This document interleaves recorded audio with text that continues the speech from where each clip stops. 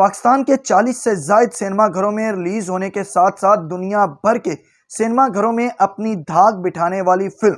सरदार जी 3 अपनी रिलीज से पहले ही करोड़ों रुपए के नुकसान में चली गई। करोड़ों रुपए के नुकसान में यह फिल्म किस तरह से गई, किन वजूहात की वजह से गई और इस पर अदाकार दिलजीत दोसांझ, हानिया आमिर और फिल्म के प्रोड्यूसर का क्या रद्द अमल है और क्यों ये इतना बड़ा नुकसान उठाना पड़ा, आज के इस व्लॉग में हम डिस्कस करेंगे। और इसके साथ साथ आज के व्लॉग में आपको यह भी बताएंगे कि फिल्म में अदाकार दिलजीत दोसांझ कौन सा किरदार निभा रहे हैं, फिल्म की कहानी क्या है, हानिया आमिर क्या मेजर रोल निभा रही हैं और नेहरू बाजवा को हानिया आमिर से जेलसी फिल्म में क्यों महसूस होती है। लेकिन तमाम तर तफसीलात जानने से कब आप हमारे चैनल इनर पाकिस्तान को सब्सक्राइब कर लें और बेल के आइकन को प्रेस करें ताकि आने वाली हर नई वीडियो का आपको नोटिफिकेशन मिल सके।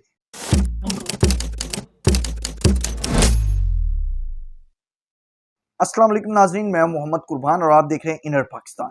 नाजरीन, अदाकार और गुलूकार दिलजीत दोसांझ की फिल्म सरदार जी 3 बिलाखिर सिनेमा घरों की जीनत बन गई है और पाकिस्तान समेत दुनिया भर के सिनेमा घरों में खूब जलवे दिखाए जा रहे हैं और फिल्म को खूब सराहा जा रहा है, खूब पजीराई मिल रही है। अदाकार दिलजीत दोसांझ, अदाकारा नेहरू बाजवा और हानिया आमिर की इस फिल्म सरदार जी 3 को, लेकिन इस तमाम तर पजीराई और कामयाबी के बावजूद भी इस फिल्म को करोड़ों रुपए का माली नुकसान उठाना पड़ रहा है। उसकी क्या खास वजह है वो आज के इस व्लॉग में हम डिस्कस करेंगे। और इसके साथ साथ अदाकारा हानिया आमिर की पंजाबी जुबान, अदाकार दिलजीत दोसांझ की जानदार अदाकारी और नेहरू बाजवा के शानदार डायलॉग के हवाले से भी गुफ्तगू करेंगे और जानेंगे कि ये पाकिस्तान में कितने सिनेमा घरों की जीनत बनी है और यहाँ पर कैसा रिस्पॉन्स जा रहा है और इसके साथ साथ बैनुल-अक़वामी सतह पर जो रिलीज हुई है तो वहां पर बॉक्स ऑफिस पर इसकी कलेक्शन कैसी जा रही है। नाजरीन, हुआ कुछ यूं है कि अदाकार और गुलूकार दिलजीत दोसांझ और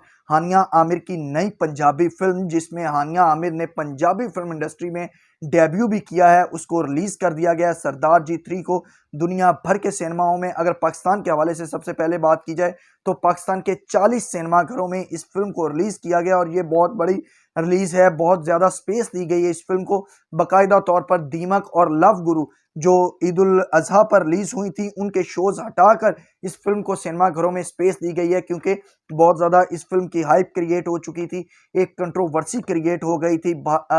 पाक भारत कशीदगी को लेकर और भारत की तरफ से यही दिलजीत दोसांझ पर प्रेशर डाला जा रहा था कि हानिया आमिर को इस फिल्म से कट कर दिया जाए और उसकी जगह पर नई अदाकारा को कास्ट करके वो तमाम रोल जो हानिया आमिर ने निभाया है उस नई अदाकारा से करवाया जाए, शूट करवाया जाए। लेकिन दिलजीत दोसांझ जो थे वो अड़ गए इस बात पर कि वो हानिया आमिर को अपनी फिल्म से कट नहीं करेंगे, बल्कि इसी के साथ वो इस फिल्म को बैनुल-अक़वामी सतह पर रिलीज करेंगे, पाकिस्तान में रिलीज करेंगे, कनाडा में, ऑस्ट्रेलिया में, अमेरिका में, यूएई में रिलीज करेंगे। लेकिन उन्होंने कहा कि जहां आप माइनस हानिया आमिर करने की बातें कर रहे हैं तो वहां पर उन्होंने माइनस इंडिया करते हुए, माइनस बॉलीवुड करते हुए इस फिल्म को बैनुल-अक़वामी सतह पर रिलीज कर दिया। नाजरीन, इस फिल्म के बैकग्राउंड के हवाले से अगर बात की जाए तो ये कंट्रोवर्सी तब क्रिएट हुई जब 22 अप्रैल 2025 को पहलगाम का वाकया पेश आया। तो तब जो फिल्म फेडरेशन थी बॉलीवुड की, उन्होंने दिलजीत दोसांझ पर प्रेशर डाला और फिल्म साज पर प्रेशर डाला कि अदाकारा हानिया आमिर को अपनी फिल्म से कट कर दिया जाए। जिस तरह के बाकी पाकिस्तानी जो फनकार बॉलीवुड में काम कर रहे थे उन पर पाबंदी आयद कर दी गई, उनके फिल्में जो थी उनके पोस्टरों से उनकी तस्वीर हटा दी गई, जो डाटा अपलोड था सोशल मीडिया पर, यूट्यूब पर और फेसबुक पर, वहां से हटा दिया गया। इसी तरह से उन्होंने कहा कि हानिया आमिर को भी इस फिल्म से निकाल दिया जाए। लेकिन फिल्म साज जो थे इस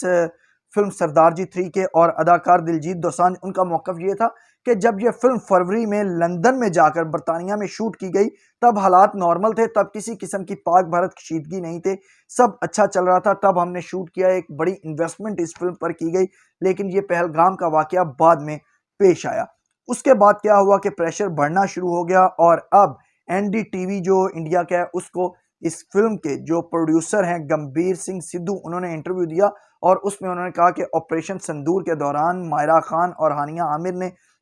इसकी मजम्मत की, ऑपरेशन संदूर की, जो उनको नहीं करनी चाहिए थी, बल्कि बेहतर यही था कि वो खामोशी इख्तियार करती और फनकारों को यही चाहिए होता है कि वो सॉफ्ट इमेज को उजागर करें या फिर खामोशी इख्तियार करें। तो उन्होंने ऐसा नहीं किया, जो बहुत बुरी बात है। उन्हें ऑपरेशन संदूर को सपोर्ट करना चाहिए था या फिर खामोशी इख्तियार करनी चाहिए थी। लेकिन दूसरी तरफ उन्होंने फिल्म के बिजनेस को लेकर भी गुफ्तगू की। साथ ही साथ उन्होंने फिल्म के बिजनेस को लेकर भी गुफ्तगू की और उन्होंने बताया कि गुज़श्ता साल 2024 में जब जट एंड जूलियट 3 उनकी फिल्म रिलीज हुई, जिसमें दिलजीत दोसांझ और नेहरू बाजवा ने मरकजी किरदार निभाए थे, तो उस फिल्म ने 100 करोड़ का बिजनेस किया, जो भारत की पहली पंजाबी फिल्म थी 100 करोड़ का बिजनेस करने वाली। तो उन्होंने कहा इस 100 करोड़ में 60 करोड़ रुपया जो था वो सिर्फ बैरून मुमालिक में, यानी कि इंटरनेशनली जो फिल्म रिलीज की गई थी उसकी स्क्रीनिंग से हमें 60 करोड़ हासिल हुआ, जबकि 40 करोड़ रुपए का बिजनेस हमने भारत से किया। तो अब उन्होंने कहा कि अगर हम 100 करोड़ का बिजनेस करते हैं या 60 करोड़ का बैनुल अक़वामी सतह पर बिजनेस करते हैं, तो हम 40 करोड़ रुपए का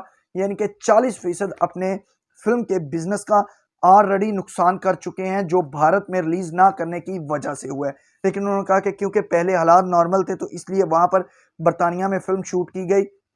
जिसके बाद पहलगाम वाकया पेश आया, तो ऐसा बनता नहीं था कि हम हानिया आमिर को अपनी इस फिल्म से निकाल देते। लिहाजा हमने यही फैसला किया कि हानिया आमिर की शमूलियत के साथ ही इस फिल्म को बैनुल अक़वामी सतह पर रिलीज किया जाए। जबकि इस फिल्म की स्टोरी के हवाले से अगर बात की जाए तो ये बरतानिया में फिल्माई गई है फिल्म फरवरी में, और इसमें हानिया आमिर एक कलीदी रोल जो है वो निभा रही हैं और उनके साथ नेहरू बाजवा भी जलवागर हुई हैं। दिलजीत दोसांझ बरतानिया में माफूकुल फितरत मखलूक को पकड़ने वाले का किरदार निभा रहे हैं और उनका वास्ता एक ऐसे जिन से पड़ता है जो लोगों को नुकसान पहुंचाता है, और वो जिन बिलाखिर जो है वो हानिया आमिर में भी एंटर हो जाता है और उनको भी नुकसान पहुंचाता है, और उनमें एक अजीबोगरीब सी रूह आ जाती है जो लोगों को खौफजदा करती है। और इस फिल्म में उनका साथ जो नेहरू बाजवा ने भी दिया है और उनका भी इस फिल्म में कलीदी किरदार है। लेकिन अगर बिजनेस के हवाले से बेसिकली हम आज का जो व्लॉग ये कर रहे हैं, तो उसके हवाले से बात करें तो पूरी दुनिया में इस फिल्म को पजीराई मिल रही है, खूब रश है फिल्म बीनों का, और लोग पाकिस्तान में भी सराह रहे हैं, यूएई में, ऑस्ट्रेलिया में,